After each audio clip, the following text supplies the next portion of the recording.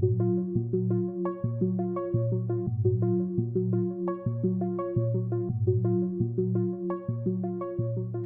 what's going on, man? It's Father Dark, and it is a great time to be someone who loves hero shooters. Now, me personally, I'm not gonna lie to you guys, I was not a massive fan of hero shooters. Anybody who's been with this channel since the beginning knows this was originally a Call of Duty channel, and I wasn't gonna make a new one just to rebuild everything back up just because a new game came out. So we have migrated over to the hero shooters, but I am addicted to Marvel Rivals. I think it's an amazing game, and it has definitely opened my eyes in terms of hero shooters. But I think that it definitely is bringing up some questions for me personally. I don't know about other people, you know, if you've already been into hero shooters, it's definitely making me start to question certain things. Like, you know, personally, do I really love hero shooters, or do I more love the fact that Marvel made a game that's really fun and I'm putting up with the fact that it's a hero shooter? So, but there's no real way for me to tell, simply because, you know, there's been other Marvel games that have released and I haven't necessarily given them a chance just because they were Marvel games. So, you know, I definitely do think it's an interesting question. Just like I also think that it's really interesting time that we're in right now with, you know, the competition in regards to Overwatch 2, or, you know, just Overwatch, however you like to, you know, refer to it as, and Marvel Rivals currently. And, you know, a lot of people, a lot of other content creators, a lot of people in general, it's like this new trend to say something is dead. Technically, by my standards, Overwatch was dead for a long time. When I used to play with friends and family and stuff like that, that you know were Overwatch mains as far as, you know, their preferred game, it felt like a dead game to me. It used to take us upwards of like 10 to 15 minutes sometimes to find a match. So, you know, and this was even after Overwatch 2 came out. It just felt like it took forever. Now, you could say that could be equated to the fact that they had role requirements and stuff like that, or separation, however it's referred to. But, you know, you obviously, you know, you had roll queue. There you go, right there. So, you know, you could, you know, say that's something that attributed to it. Was the fact that, you know, you had to, the matchmaking had to be a lot more specific instead of Marvel Rivals where there is no roll queue and you can just be thrown into a match. You could say that those are different things, but I'm actually sitting here and I'm looking at an article from Dexero. Oh, and back to the point that I was originally making before I get into that. A lot of people like to say that games are dead, right? But I feel like as a true gamer, right? And sorry I got sidetracked there, but, you know, as an actual gamer, you should want all games to thrive. Even if you don't play that game, you're not interested in it. There are lots of games that I am not interested in that I want them to thrive. I don't really play Nintendo games like that anymore. Those days are gone. I'm more into FPS, now hero shooters and stuff like that.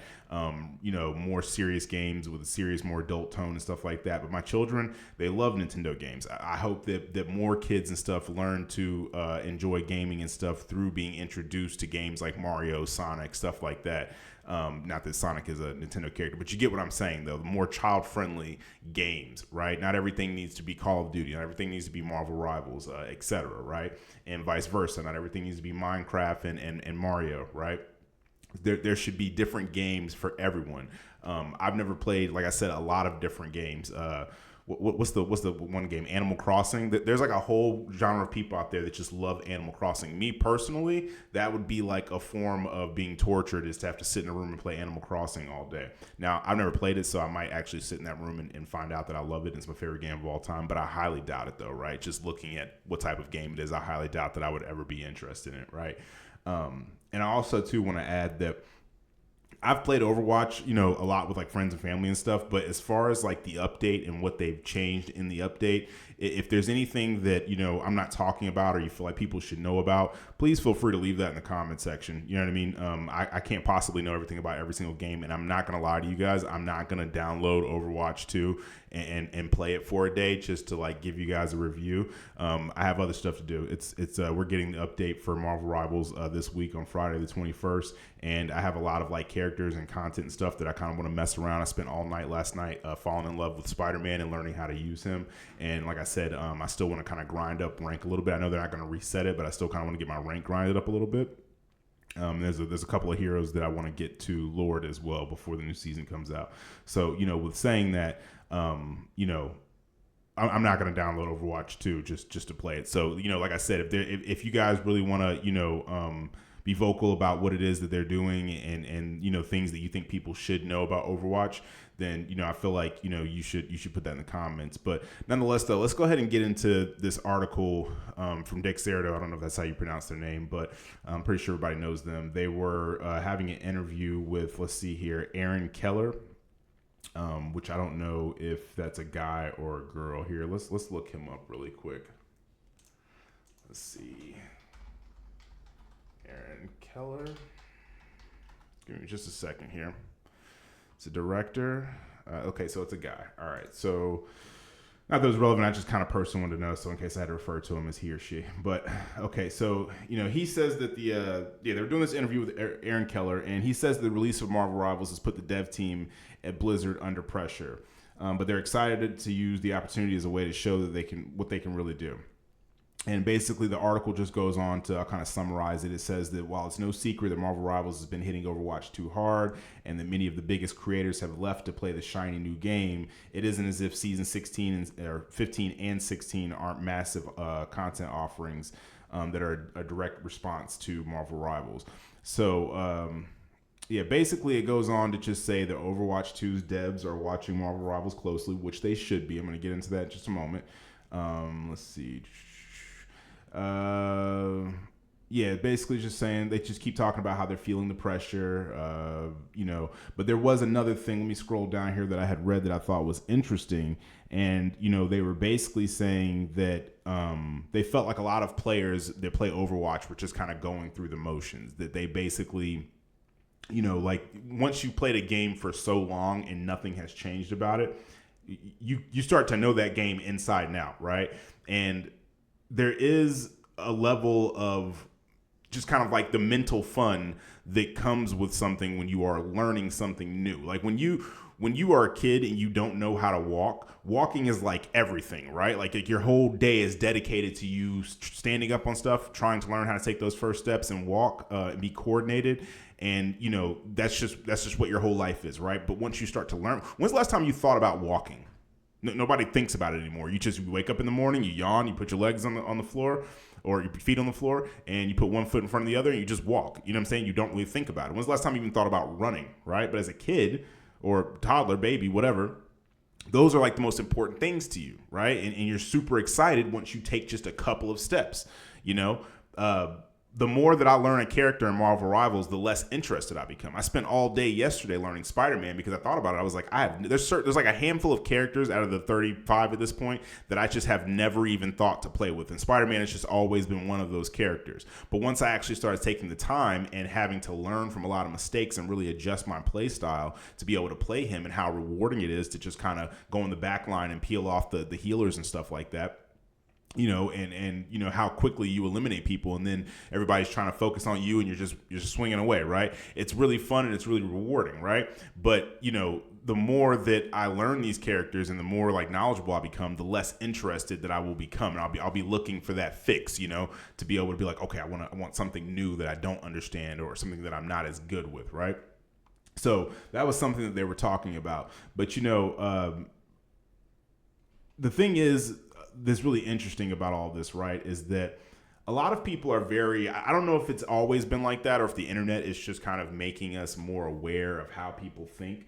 But like I was saying at the beginning of the video, there's always like this mindset with people where things have to be dead. And, a lot of people might say, well, you have a couple videos saying the Overwatch is dead. Well, it's the YouTube algorithm. I got to sit here and make a catchy thumbnail for you guys to click on the video. And then once you click on it, a lot of times you'll see that was just a thumbnail and that I don't personally agree with that. Like I've said numerous times in different videos, I personally think that all games should be able to thrive. Right? I mean, after a while, stuff just kind of becomes saturated. But let's be honest, the hero shooter genre is not saturated, not with good games. There might be some games out there that, whatever, but, there's not really that many ones that are good, right? You have Overwatch, which in my opinion, it's not the first one by far. There was numerous games before it, but Overwatch has become a household name, in regards to gaming, which means that it's in a class of its own. And then Marvel Rivals came out, and they took everything good that Overwatch did and then expanded upon it. And, there's also, too, the fact that, which I'll get into that in a moment, too, they have the Marvel, IP behind them. So it draws in people that wouldn't normally be interested, because who doesn't want to play Spider-Man? Who doesn't want to play Iron Man? Who doesn't want to, go around as the Hulk and smash stuff, et cetera, right? Not to mention that, both of these games are very easy on the eyes, if you get what I mean, right? But the point that I'm making, sorry, I need some Red Bull right there. I had to wake up. But the point that I'm making is that, competition is good, right? You look at the landscape of like pretty much anything, right? Like you look at PlayStation and Xbox. PlayStation and Xbox, the reason I'm leaving Nintendo out of this is because Nintendo's kind of its own niche, right? PlayStation and Xbox, it's good for both of them to exist, and PC, right? But as far as consoles goes, it's good for both of them to exist simply because competition breeds creativity and excellence, right?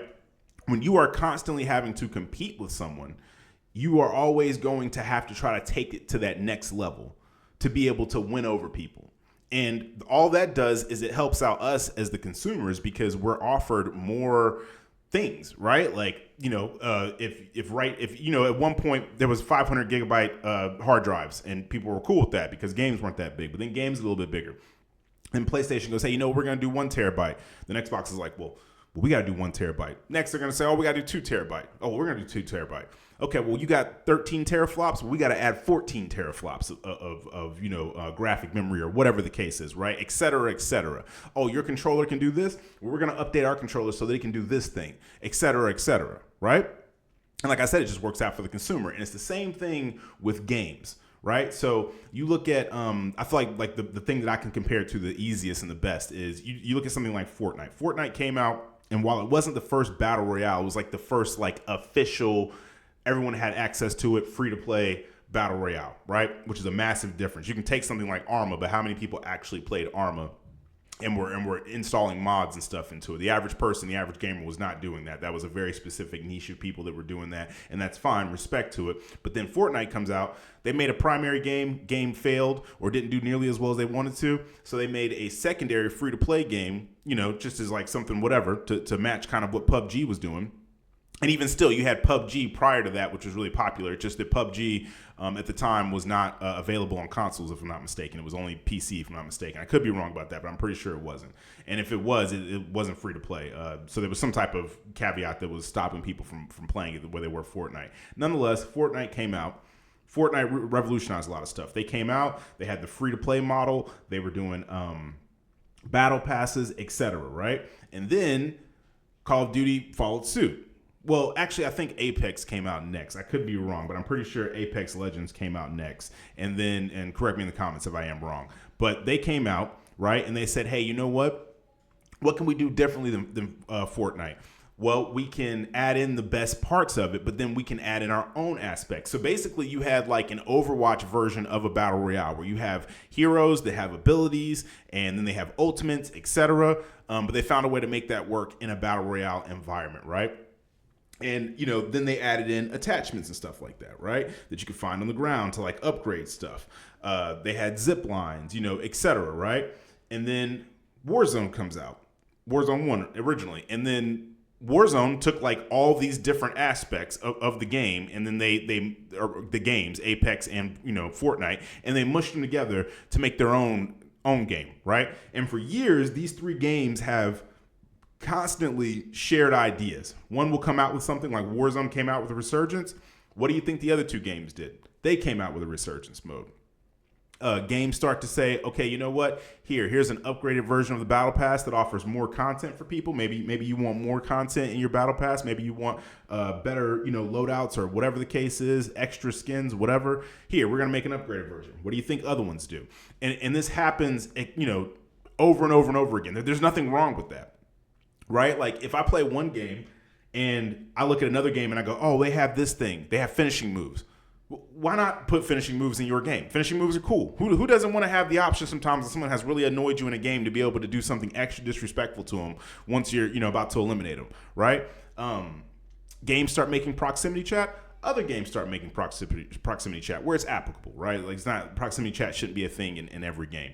But still the point that I'm making is that once again, right, the competition breeds this level of creativity and excellence that you wouldn't get when you don't have any competition. And to summarize all of this, the overall point right now is that Overwatch was slowly declining because they didn't have any competition. There was no one else around that if you wanted to play a hero shooter that was popular, that had actually, constant base of people, there was nothing else to really play. And people can say stuff like, oh, Paladins, all this other stuff. And I haven't looked at the numbers of any of that stuff, but I guarantee you it wasn't even anywhere near as high as Overwatch. And Overwatch, their numbers were super low. Like I said, it used to take us like 10, 15 minutes to find a match, man. It's ridiculous. I'd be sitting there falling asleep sometimes waiting for a match to start up. And that's just one of the main reasons I couldn't play. When you come from something like Call of Duty where the moment that you press the start button, it takes maybe about 10 to 15 seconds, not minutes, to find a match at most. And that's only when you're at the higher skill levels because they have to, SBMM has to do its thing. But when you're lower skill levels, you can find matches right away. No problem because it's just throwing you in with the other 95% of people, right? So it's no big deal. But like I said, with Overwatch, they really slacked off. And, they can sit here and say whatever that they want to say, but they were just being lazy. They were taking the easy route. And, I find it interesting because they're saying that a lot of the features that they're releasing now in the game, that they were releasing those, they had been working on those for years, right? Now, one of two things is either true about this, right? They either were working on these things for years, but they just I guess decided not to because they were like, oh, well, what if people don't like it or blah, blah, blah, whatever, right? Or two, that's a load of BS and they weren't working on it for years and they saw Marvel Rivals come out and that the majority of people that were making content and staying around, the really loyal fans, said, you know what, screw this, we're out of here, you know what I mean, and we're on to the next thing, right? And either one, whichever one is true, it doesn't really matter. The point is that magically a fire was put up under their bottom and now they're just popping out all this content. Now they got new modes coming out. Now they're understanding that they need to really, start doing stuff with these crossovers and making a lot more skins and making it worth it for people to actually play. Maybe tweaking abilities and adding more customization and et cetera, whatever it is that they're doing that they're talking about and trying to get people more excited. And to me personally, that's kind of irritating because what it makes me think of is like, you ever been in a relationship, and the person you're in a relationship with didn't put any energy into themselves. They didn't really seem to care. They didn't really pay you that much attention. It was just kind of like whatever because they had gotten used to you. And then maybe, somebody at your job starts flirting with you or the individual at the gas station or whatever, right? They start kind of giving you the eyes and whatever, talking to you a little bit more and being a little more friendly and stuff. And then all of a sudden the person that you're with all of a sudden cares now. Or, you break up with somebody and magically all of a sudden they know what a gym membership is now. You know what I mean? Now they want to fix their hair up and dress a little bit nicer and do all the things they did when you first met them, right? To win you over, And me personally, I don't like that because I wake up in the morning, shave my head, trim my beard up, I work out, I like my home to be clean, my office, everything, you know what I'm saying? So it's like, however I was when you met me, I'm going to continue to give you that same energy. You're not going to be watching videos from me 5 years from now. And it's like, once I've hit a certain level of subs and just whatever, then I'm like, okay, well now I'm going to start making content. Like if that was the point, I would just stop making the content. I would pass it off to my sons or something and say, here, you guys, let the young blood come in, and take over. But that's why that irritates me, right? Like, don't think because no one is competing with you that you don't have to try anymore. That now you can just say, you know what? Now I'm gonna get the big old belly and stuff, and I'm gonna just let my hair get all crazy, and I'm gonna let the house look crazy, and et cetera, et cetera. Like, nah, bro, come on. Like, you should always want to excel in whatever it is that you're doing for you. Not for others. Like Overwatch should want to do good because Overwatch wants to do good. They want to succeed, not because they're worried that other people or the people that once were playing their games and were the fans of it and the content creators are now shifting over and migrating to something else. And I get it that, I feel like sometimes that is the natural kind of thing to kind of, just say, well, it's just another day. We're just showing up to the office, whatever. I just personally don't agree with that. You know what I mean? And I don't like that because I feel like it's not necessarily sustainable. right? Like if you get with someone or you start playing a game, you want that game to maintain its funness. You don't want the game to go, okay, well, it's been 5 months and you guys are still playing it, so we don't really have to try that hard anymore. Just like when you get into a relationship, you don't want the person you got into a relationship with to sit here and go, okay, well, I only sat here and gave you this illusion of what I looked like and acted like in my home being clean and me working out all the time and not being a terrible individual just so that you would date me. And now that you're dating me, I don't have to do any of this stuff anymore. I can now be a terrible person, gluttonous. I can let my home go, whatever, right? Like, that's not how that should work. And like I said, it's not sustainable, because what will happen is that Overwatch will ultimately end up getting some people back, and they'll say, okay, we're not hemorrhaging players anymore. So now we can just, go back to like, not caring anymore and not putting out regular content and stuff. And what is the point of that? What was the point of doing any of this? Just because you were jealous of Marvel Rivals' success? Like, no. If you're going to do it, you're going to be a game, and you're going to be a game as a service, which is what you all chose to do. Nobody told you to do that. That's what you chose to do. You made Overwatch 1. It was a $40 game, or maybe it was more when it came out. But by the time I got it, it was like only $40 on most sites and stuff like that, which was years later. But nonetheless, you were a paid game, and then you started looking at all these other games. Oh, well, look at Fortnite, look at Apex, look at Call of Duty, look at all the other 100 games that have went, as taken the live service model and stuff, right? And if you're going to be a live service game, you have to provide the service. Don't think you're going to be a live service game and just kind of go, maybe we'll pop out a recolored skin every like 3 months or something. Maybe introduce like one character a year or two or something like that. Bro, people are going to jump ship. We live in a TikTok, YouTube Shorts type of time where people are just...